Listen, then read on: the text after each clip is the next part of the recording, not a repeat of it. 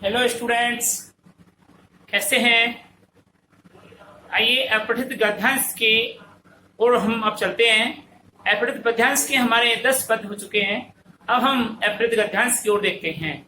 अपठित गद्यांश में आपको प्रश्न आएगा, निम्नलिखित अपठित गद्यांश को ध्यानपूर्वक पढ़कर नीचे लिखे गए प्रश्नों के उत्तर दीजिए। और हम देते हैं कि जिस विद्यार्थी ने समय की कीमत समझ ली वह सफलता को अवश्य प्राप्त करता है। प्रत्येक विद्यार्थी को अपनी दिनचर्या की समय सारणी अथवा तालिका बनाकर उसका पूर्ण दृढ़ता से पालन करना चाहिए। तो यह भावार्थ यह है कि समय के महत्व को हमको समझना है। जो विद्यार्थी समय का महत्व समझता है वह निश्चित रूप से अच्छी सफलता को प्राप्त कर लेता है। और प्रत्येक विद्यार्थी को अपने दैनिक जीवन में समय सारणी या तालिका का महत्वपूर्ण योगदान मानना चाहिए और तालिका और समय सारणी बना करके उसका दृढ़ता से पालन करते हुए अध्ययन करना चाहिए। हमारे विद्यालय की ओर से भी आपको तालिका दी जाती है। आप स्वयं अच्छे विद्यार्थी हैं तो घर पर तालिका बना करके समय सारणी बना करके उसका सब्जेक्ट्स को बांटते हैं कि कितने से कितने घंटे तक ये पढ़ना है ना, कितने बजे से कितने बजे तक ये पढ़ना है। तो इन सब्जेक्ट्स को बांट करके और फिर आप अध्ययन करते हैं। जिसने समय का सही उपयोग करना सीख लिया उसके लिए कोई भी कार्य असंभव नहीं है। यानी जो समय के महत्व को समझता है वह किसी भी कार्य को करने में सफल हो सकता है। उसके लिए सारे कार्य संभव हो सकते हैं। कुछ लोग ऐसे भी हैं जो किसी कार्य के पूरा न होने पर समय की दुहाई करते हैं। यानी कार्य पूरा नहीं होता है तो वो कहते हैं कि समय नहीं मिला।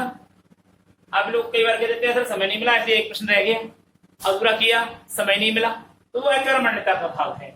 वहां कुछ लोग ऐसे भी हैं जो किसी कार्य को पूरा न होने पर समय की दुहाई दिया करते हैं, अर्थात समय का बहाना बना लेते हैं कि समय ही नहीं मिला। वास्तव में सच्चाई इसके विपरीत होती है। सच्चाई वो नहीं है कि समय का तो बहाना बनाया गया है। वास्तविकता तो यह है कि उन्होंने समय का महत्व ही नहीं समझा। अपनी अकर्मण्यता अर्थात काम नहीं करने की अक्षमता या काम करने की अक्षमता और आलस्य को वे समय की कमी के कारण छिपाते हैं। यानी वो कर्महीन है, कर्म नहीं करना चाहते, आलसी हैं, आलस्य है, आलस्यपन उनके जीवन में आ गया है। इसलिए वे समय की कमी के कारण को छिपाते हैं और वो बता देते हैं कि समय कम रह गया। इसलिए ये कारण नहीं बताया उन्होंने, अकर्मण्यता और आलस्य, कि हम कर्महीन हैं, काम करना नहीं चाहते, आलसी हैं और वे समय की कमी का दुहाई देते रहते हैं। कुछ लोगों को अकर्मण्य रहकर समय की कमी का बहाना बनाना अच्छा लगता है। ऐसे लोग केवल बातूनी होते हैं, कर्महीन होते हैं, अकर्मण्य रह करके निकम्मापन रख करके अपने जीवन में समय की कमी का बहाना बनाते हैं कि मुझे समय नहीं मिलता है। और ऐसा कहना उनको अच्छा लगता है और वो लोग केवल बातूनी होते हैं और जीवन में कोई सफलता हासिल नहीं कर पाते हैं। दुनिया के सफलतम व्यक्तियों ने सदैव व्यस्तता में जीवन बिताया है। आप कोई भी महान पुरुष को देख लीजिए दुनिया के, उन्होंने अपना जीवन को हमेशा व्यस्त रखा है, आलसी नहीं, निकम्मापन नहीं। उनकी सफलता का रहस्य समय का सदुपयोग रहा है। दुनिया अथवा प्रकृति में हर विषय वस्तु का समय निश्चित है। समय बीत जाने पर यानी दुनिया में जो भी इस संसार में, इस प्रकृति में जो भी विषय वस्तु का बनना तय हो गया है, जिस मानव ने जन्म ले लिया है, जो भी विषय वस्तु बन चुकी है, उसका समय सुनिश्चित है। यानी निश्चित टाइम ऑफ पीरियड में वह नाश हो जाएगा, उसका वह नष्ट हो जाएगी। इसलिए समय बीत जाने पर कार्य फलदायक नहीं रहता। अगर हम समय पर रहते हुए हमारे कार्य को निष्पादन कर देते हैं, कार्य को सफल बना लेते हैं, तो हमको अच्छे परिणाम प्राप्त होते हैं। और जब समय निकल जाता है तो कार्य फल श्रेष्ठकारी नहीं होता है। उदाहरण देते हुए कहा है कि सूर्य यदि समय पर उदय होना वह अस्त होना बंद कर दे, वर्षा यदि समय पर न हो, किसान यदि समय पर अनाज न बोए, तो कैसी स्थिति हो जाएगी। सोचिए कि समय है ना, वो समय बीत जाने पर कार्य कोई फलदायक नहीं होता। समय आने पर ही कार्य सफल होता है। तो समय का सदुपयोग हमें को करना चाहिए। उदाहरण दिया है कि यदि सूर्य समय पर नहीं उदय नहीं हो और समय पर छिपे नहीं, यदि समय पर वर्षा नहीं हो तो स्थिति भयानक हो जाएगी और किसान यदि समय पर अनाज न बोए तो अनाज पैदा हो ही नहीं सकता। ऐसी विकट स्थिति उत्पन्न हो सकती है। ठीक इसी प्रकार यदि विद्यार्थी समय की कीमत नहीं समझेगा तो वह सफलता प्राप्त कर ही नहीं सकता। इसलिए उसे समय का महत्वपूर्ण भाग समझना चाहिए, समय का कीमत समझनी चाहिए। केवल परीक्षा के दिनों में ही विद्यार्थी परिश्रम करेगा और शेष दिन आराम करेगा तो कदापि वांछित फल प्राप्त नहीं कर सकता। यानी केवल हम लोग क्या करते हैं कि परीक्षा के दिनों में ही दिन रात एक कर देते हैं, 8-8-9 घंटे दिन में सो, रात को पढ़ो, सारी रात जागो, है ना, और साल भर हमने इतना मेहनत किया ही नहीं। तो ऐसी की स्थिति में क्या होती है कि वह अपने इच्छित फल को प्राप्त नहीं कर सकता, वह इच्छित सफलता को प्राप्त कर ही नहीं सकता है। तो डायरेक्शन किस बिंदु पर रहा है इस गद्यांश में? इसके किस विशेष वस्तु के बारे में बताया गया है? इस पर समय का महत्व। किस पर बताया गया है? समय का महत्व। तो शीर्षक क्या हो गया इसका? प्रश्न क्या हो गया? क्वेश्चन नंबर 1, प्रस्तुत गद्यांश का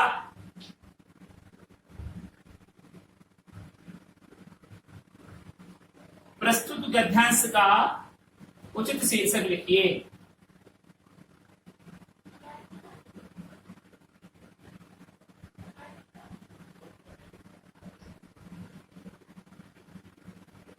तो प्रस्तुत गद्यांश का उचित शीर्षक लिखिए।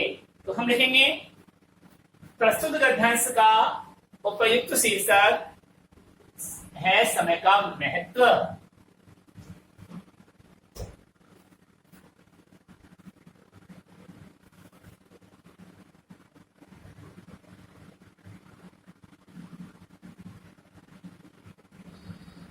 प्रस्तुत गद्यांश का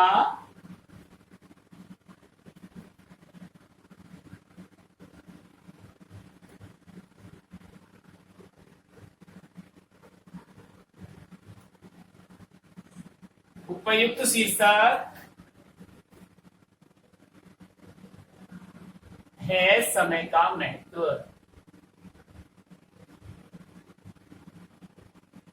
अब देखिए शीर्षक हमेशा एक होता है, अथवा लगा करके हम दूसरा लेते हैं तो वो गलत हो सकता है आपका। क्वेश्चन नंबर 2, इसमें से दूसरा क्वेश्चन बनता है कि दुनिया में सफल व्यक्तियों की जीवन शैली की विशेषता क्या है?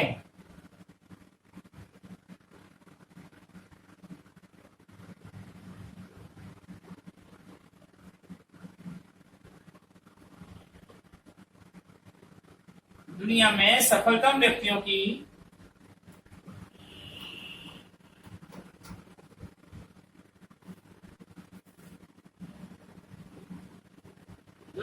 सफलतम व्यक्तियों की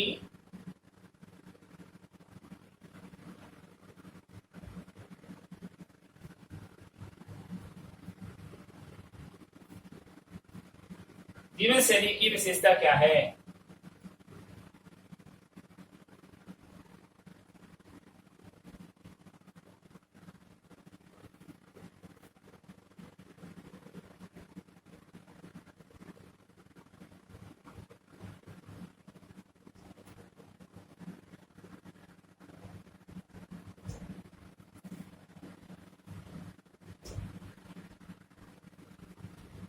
देखिए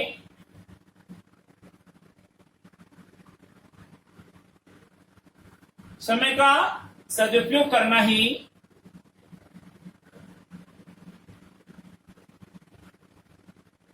समय का सदुपयोग करना ही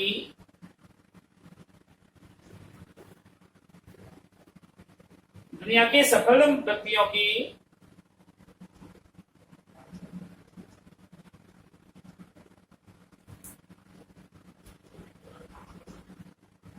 सफलतम व्यक्तियों की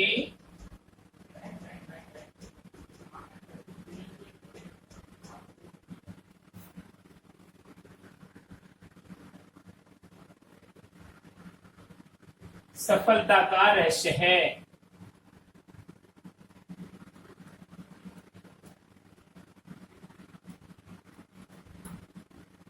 सफलता का रहस्य है। उन्होंने समय के प्रत्येक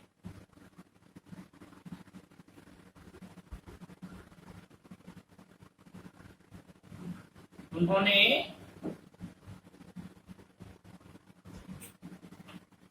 समय के प्रत्येक क्षण को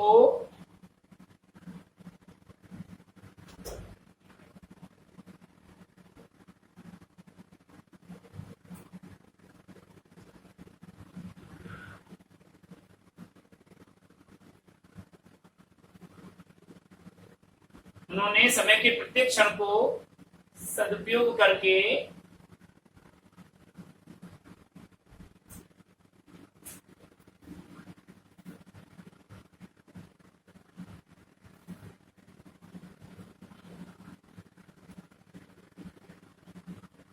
सदुपयोग करके व्यस्तता भरा जीवन व्यक्त किया है।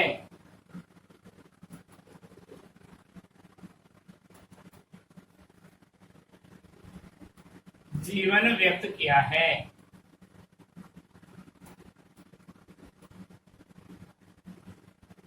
अगला प्रश्न है, अकर्मण्य शब्द का अर्थ स्पष्ट करते हुए वाक्य में प्रयोग कीजिए।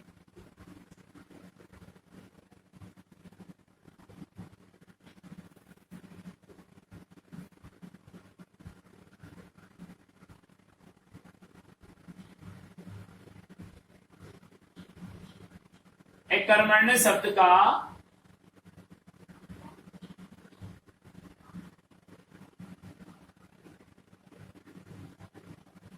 अर्थ स्पष्ट करते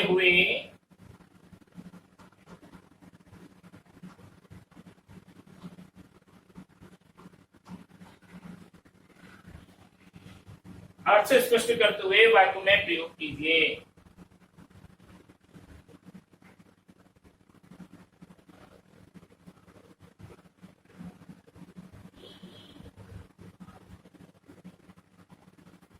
कर्मण्य, तो आंसर देखिए,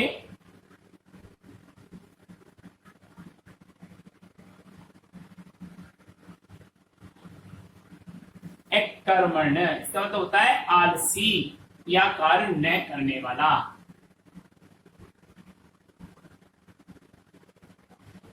कर्मण्य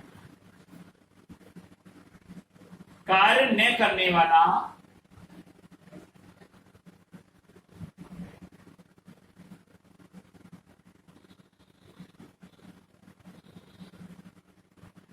या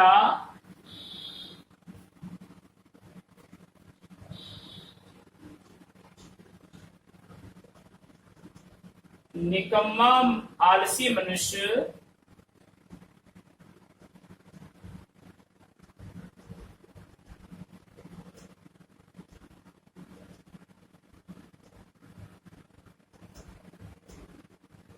अकर्मण्य कहलाता है।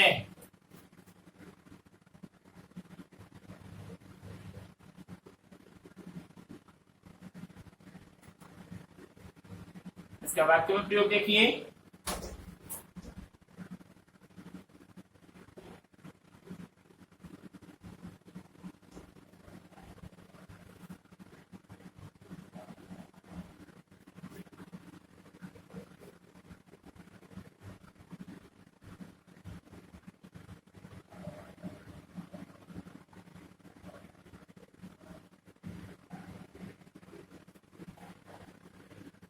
मोहन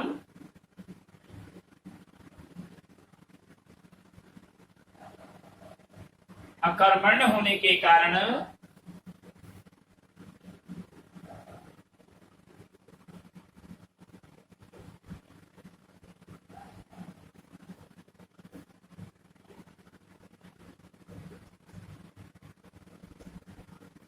परीक्षा में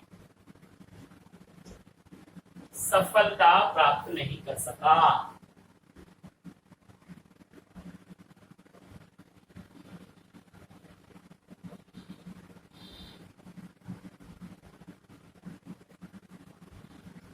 अर्थात ये भी कह सकते थे कि मोहन अकर्मण्य होने के कारण परीक्षा में अनुत्तीर्ण हो गया या उत्तीर्ण नहीं हो सका। और लास्ट क्वेश्चन इसका, दिनचर्या बनाकर उसके अनुसार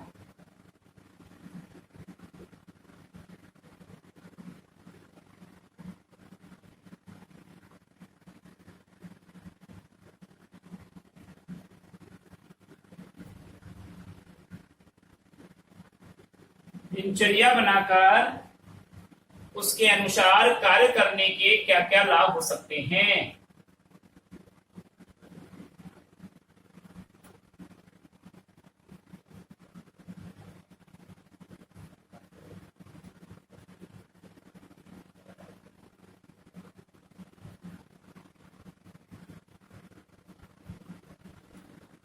हो सकते हैं।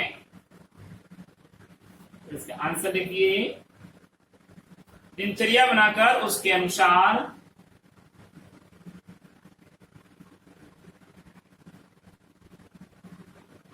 दिनचर्या बनाकर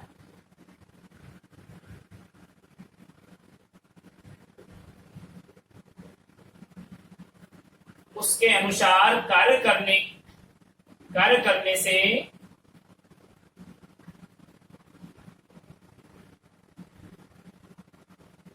कार्य करने से बड़ा लाभ यह है कि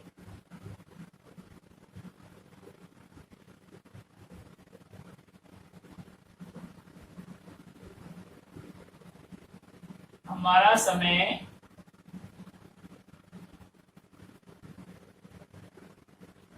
व्यर्थ बर्बाद नहीं होता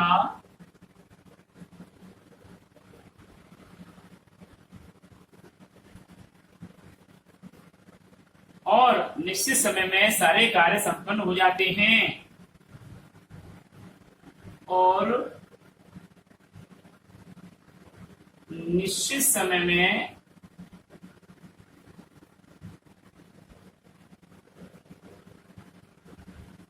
सारे कार्य संपन्न हो जाते हैं।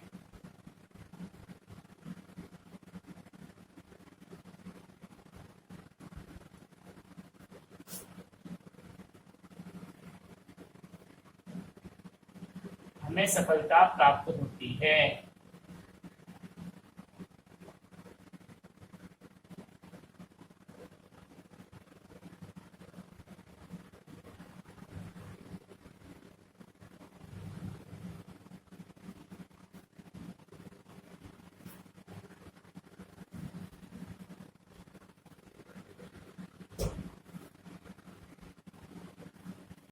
अब आप आज का गृह कार्य देखिए।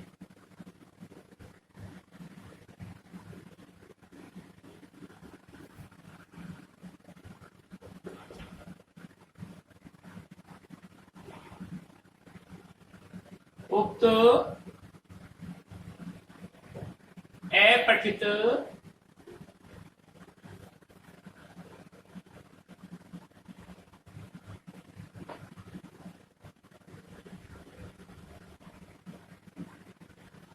गद्यांश को